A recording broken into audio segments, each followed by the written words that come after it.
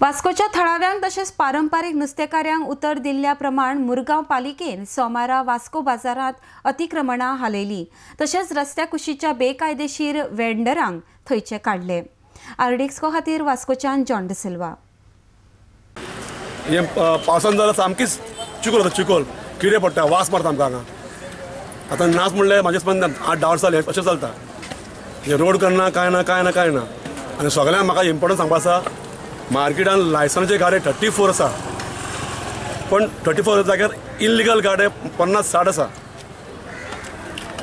तेजेर आमच्या म्युनिसिपालिटीन एक्शन घेवपाची आनी त्या गाड्या खातीर हे आमच्या दुकानांक मारपाक, सगळ्या दुकानांक मारपाक आसा फ्रुटांच्या। बिजनेसाक त्रास पडटा हय भरपूर, कित्याक जायते जाण हांगा इल्लिगल बसताले, तेमचे खूब जाणां कडेन लायसन ना भितर। सो आमी जे इल्लिगल बसता तेमकां सगळ्यांक हाडटले।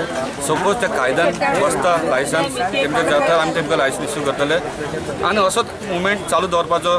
कितें सांग, जायते जाण फूल फॅमिली घेवन येतात, जायते जाण येतात मार्केटान, तशें सगळे कडेन नॉट वास्को, इवन सडेर बायणां सगळे कडेन सेम कितें जाल्लें आसता की रस्त्यार येवन बसतात।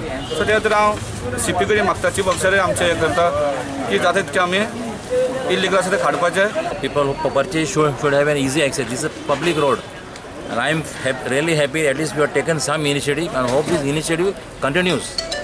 Because we as people who walk on the road, we can't walk. Half the road the people are occupying. So we say illegal, but what is illegal? What is illegal? The municipality only should tell us. But I am happy that at least they have taken a good step. One more thing I want to tell, near the fish market, that is totally, the fruit vendors are totally illegal. I face lots of problems after 7:30. 7:30, a whole place is full of vegetable vendors. We can't walk this side, we can't walk that side. So this encroachment has to be totally wiped off.